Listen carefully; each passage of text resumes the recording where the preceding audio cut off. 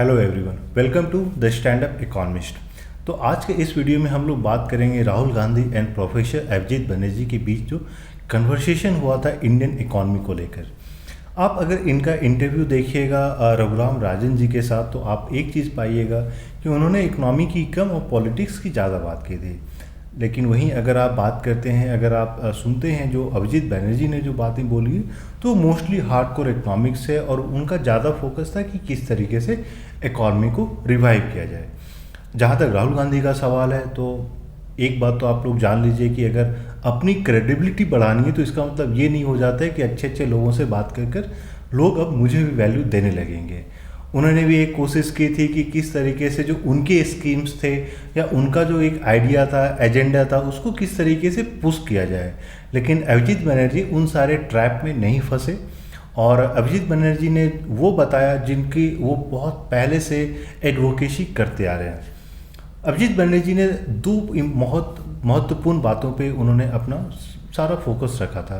पहला था direct cash transfer और दूसरा था कि आधार लिंक्ड राशन कार्ड। तो सबसे पहले मैं आता हूँ आधार लिंक्ड राशन कार्ड के ऊपर। ये गवर्नमेंट ऑफ इंडिया ने कुछ साल पहले ये भी डिस्कस किया था कि अगर आधार का राशन कार्ड के साथ लिंक्ड अप हो जाता है तो जितने भी ट्रैवलर्स हैं या जितने भी आपके मजदूर वर्ग हैं, जितने जो लेबर क्लास हैं जो माइग्रेट करते हैं, तो वो भारत के किसी भी पार्ट में रहे राशन शॉप से अपना राशन उठा सकते हैं। उससे ये होगा कि आधार कार्ड से अगर लिंक्ड अप हो जाता है तो वो एक मंथ का राशन उनको आसानी से मिल जाएगा।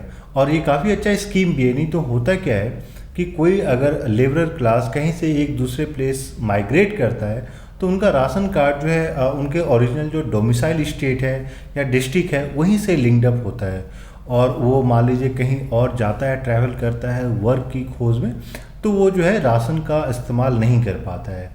इसके कारण जो सबसे बड़ी समस्या ये होती है कि जितने भी वो परचेज करता है उसमें आपका मैक्सिमम ऑफ जो वो उनका इनकम होता है वो उस एसेंशियल गुड के परचेज में चला जाता है। तो शायद अभी के टाइम में ये आधार का लिंक्ड अप हो गया होता राशन कार्ड के साथ, तो बहुत सारे ऐसे लेबरर्स हैं जो अभी ट्रैवल कर रहे हैं कोविड के टाइम में जस्ट बिकॉज उनको फूड नहीं मिल पा रहा है, तो इस इशू का समाधान हो गया होता।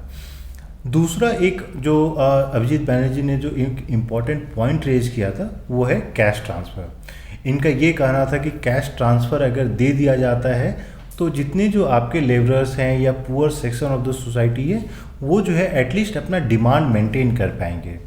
देखिए, जहाँ तक डिमांड मेंटेन करने की बात है, कैश ट्रांसफ़र एक इम्पॉर्टेंट स्कीम है जिससे कि हम डायरेक्टली पैसे दे सकते हैं और जितने भी जो आपके पुअर क्लास है वो खुद जाकर अपना सामान खरीद सकते हैं। लेकिन मेरा अभिजीत बनर्जी के साथ एक डिसएग्रीमेंट है। Disagreement not in terms of cash transfer होना चाहिए कि नहीं होना चाहिए, डिसएग्रीमेंट इन टर्म्स ऑफ कि कैश ट्रांसफ़र से हमारा ऑब्जेक्टिव कितना मीट होता है। और मेरे आर्गूमेंट्स इस प्रकार हैं। सबसे पहले, जब भी हम कैश ट्रांसफ़र करते हैं, आपने नरेगा का केस देख रखा है, जब भी हम कैश ट्रांसफ़र करते हैं तो सबसे बड़ी जो प्रॉब्लम आ जाती है वो है प्राइस इन्फ्लेशन को लेकर। क्योंकि अगर डिमांड रहेगा, लोग जिनके पास ज़्यादा पैसे हैं वो ज़्यादा डिमांड करेंगे और इकॉनमी एज ए होल की अगर आप बात करें तो इन्फ्लेशन जो है वो सस्टेन हो जाएगा। तो मेरे हिसाब से कैश ट्रांसफ़र ना करके अगर हम लोग डायरेक्टली उनको गुड्स दें, गुड्स इन द सेंस कि फॉर एग्जांपल अगर पैसे से वैसे भी वो अनाज ही खरीदेंगे तो हम उनको डायरेक्टली अनाज दे दें, तो उससे ये होगा जो अपने आपके सप्लायर्स ग्रुप हैं या फिर आप ये बोल सकते हैं जो प्रोड्यूसर्स ग्रुप हैं जो अभी सेल नहीं कर पा रहे हैं, तो एटलीस्ट वो उनको भी इनकम हो जाएगी और हमारा जो ऑब्जेक्टिव था कि गरीबों को खाना मिलना चाहिए उनको खाना मिल जाएगा। दूसरा, कैश ट्रांसफ़र से ये प्रॉब्लम होता है कि हम एसेंशियल सर्विसेज में ज़रूरी नहीं है कि हम जिसके लिए पैसे ट्रांसफ़र कर रहे हैं उसी में खर्च किए जाएं। फॉर एग्जांपल, जैसे ही पैसे ट्रांसफ़र किए जाते हैं तो हो सकता है कि कुछ जो स्पेंडर्स हैं, जो पुअर क्लास है, उनके पास कुछ फ्लेक्सिबिलिटी आ जाती है, उनके पास एक डिसीजन मेकिंग पावर आ जाता है कि वो उस पैसे को वहाँ पे खर्च कर सकते हैं जहाँ पे उनके हिसाब से ज़्यादा ज़रूरत है। लेकिन अगर आज के टाइम में अभी आप देख रहे हैं कि कोविड के केस में मोस्ट ऑफ द जो सबसे ज़्यादा जो इम्पोर्टेंट है वो है खाना। और जब भी पैसे ट्रांसफ़र किए जाते हैं तो पैसे ट्रांसफ़र में डिसीजन मेकिंग सबसे ज़्यादा हेड ऑफ़ द फैमिली का हो जाता है। उस केस में ये होता है कि अगर सपोज़ कीजिए कि हेड ऑफ़ द फैमिली अगर एक ऐसा इंसान है जिसको कि कुछ भी गलत लत है, तो ज़्यादा से ज़्यादा ये कोशिश करेगा कि उन पैसों से किस तरीके से दूसरे item, non essential food item purchase कर ले, और उसके कारण पूरा हाउस होल्ड सफ़र कर सकता है। तो कैश ट्रांसफ़र ना करके अगर हम लोग डायरेक्टली गुड्स ट्रांसफ़र करते हैं, for example through ration shops, तो इस चीज़ को हम एड्रेस कर पा रहे हैं। तीसरा, जो कैश ट्रांसफ़र की सबसे बड़ी समस्या ये होती है कि हम पैसे तो ट्रांसफ़र कर दिए लेकिन उसको ट्रैक नहीं कर पा रहे हैं कि खर्च कहाँ हो रहा है, किस ढंग से हो रहा है, कौन लोग कर रहे हैं। लेकिन यहीं अगर हम लोग मान लीजिए राशन शॉप्स खोल देते हैं, और जैसे कि अभिजीत बनर्जी ने भी बोला कि अगर हम लोग अभी टेम्पररी ये करें कि सारे लोगों को राशन कार्ड दे दें, और जिनको ज़रूरत है वो आके अपना राशन कार्ड बनवा सकते हैं, सामान परचेज कर सकते हैं। मुझे इसमें सबसे अच्छी पॉइंट ये लगी कि जब भी आप राशन कार्ड इशू करते हैं तो वो एक सेल्फ सेलेक्शन को इंड्यूस करता है।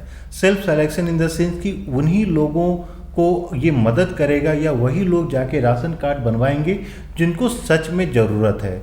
लेकिन यहीं अगर आप राशन कार्ड के थ्रू जो सामान दिया जाता है उसको अगर आप प्राइस के साथ कंपेयर करें, तो प्राइस के साथ समस्या ये है कि प्राइस एक अगर आप एक अमाउंट ले लेते हैं, सपोज कीजिए कि आप 100 रुपीज़ ही ले लेते हैं, तो वो 100 रुपीज़ का वैल्यू अलग मान सकते हैं कि सबके लिए अलग अलग है, लेकिन उस 100 रुपीज़ का जो परचेजिंग पावर है वो कांस्टेंट होता है।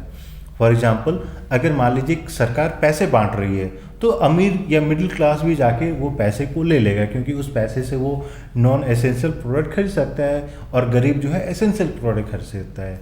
लेकिन अगर सरकार जो है चावल या दाल दे रही है, या आप ये गेहूं दे रही है, या तेल दे रही है, नमक दे रही है, तो इस केस में ये होता है कि जो गरीब हैं, जिनके लिए एसेंशियल है, वही जाकर वो सारे सामान वहाँ से गवर्नमेंट से लेंगे। तो ये डिफरेंस हो जाता है between self targeting.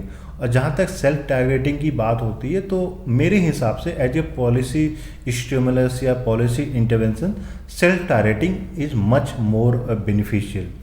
One of the reasons कि ये पीडीएस को नहीं इंकरेज किया जाता है, मनी ट्रांसफ़र ज़्यादा किया जाता है, इसलिए कि हम लोग डायरेक्टली जब सेंट्रल गवर्नमेंट या स्टेट गवर्नमेंट मनी ट्रांसफ़र करती है तो डायरेक्टली जो बेनिफिशियरी है वहाँ तक पहुँच सकती है।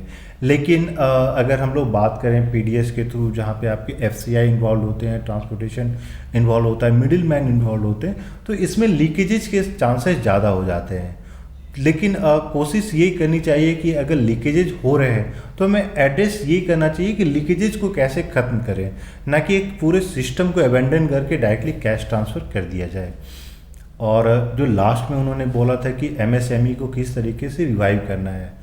देखिए, गवर्नमेंट ऑफ इंडिया ने एक स्टिमुलस पैकेज अनाउंस किया है जो कि अराउंड 10% ऑफ द जीडीपी है। और एक चीज़ जैसे कि आप लोग जानते हैं, इंडिया एज ए कंट्री में अगर आप देखते हैं तो एग्रीकल्चर पे डिपेंडेंस बहुत ज़्यादा है, और इसका reason, one of the basic reason ये है कि हमारे कंट्री में मैन्युफैक्चरिंग सेक्टर बहुत ही स्मॉल है। अगर आप इसी को कंपेयर करते हैं चाइना के साथ, तो वहाँ का मैन्युफैक्चरिंग सेक्टर सबसे बड़ा सेक्टर है। एग्रीकल्चर से जब भी पॉपुलेशन निकलता है, एग्रीकल्चर से जब भी लेबरर्स निकलते हैं, तो हमेशा एब्जॉर्ब होते हैं आपके मैन्युफैक्चरिंग सेक्टर में, और यही कंट्री का ग्रोथ भी डिफाइन करता है। लेकिन इंडियन स्टेट अगर आप सिनेरियो की बात करते हैं, इंडियन इकॉनमी की बात करते हैं, तो यहाँ का जो ट्रांजिशन हुआ है from agriculture to directly to the service sector, और मैन्युफैक्चरिंग सेक्टर 100% मिसिंग हो गया। तो ये ज़रूरी है कि एक स्टिमुलस पैकेज के साथ किस तरीके से ट्रस्ट दिया जाए कि मैन्युफैक्चरिंग सेक्टर स्पेशली एमएसएमई को एक रिवाइवल मिल सके। तो अगर सारा आप इंटरव्यू देखते हैं अभिजीत बनर्जी का, अगर आप इसको कंपेयर करते हैं रघुराम राजन जी के साथ, तो अभिजीत बनर्जी का जो इंटरव्यू था ये मच बेटर था as compare to Raghuram Rajan ji. तो आप लोगों ने, जितने लोगों ने नहीं देखा है, प्लीज़ जाके ये इंटरव्यू देखिए। इसमें इन्होंने मनी सप्लाई की बात की है, डिमांड की बात की है, डिमांड किस तरीके से सस्टेन की जाए इसकी बात की है, इम्पोर्टेंस ऑफ पीडीएस इन्होंने बात की है, और फाइनली किस तरीके से कैश ट्रांसफ़र एक बेनिफिशियल हो सकता है। तो इन सारी चीज़ों पे इनका ज़्यादा फोकस था, और मेरे हिसाब से वो जो भी बोल रहे थे सही बोल रहे थे। लेकिन अगर जहाँ तक पॉलिसी की बात होती है कि कौन सा पॉलिसी मच बेटर है, तो मेरे हिसाब से डायरेक्ट फूड देना is much better than cash. Thank you.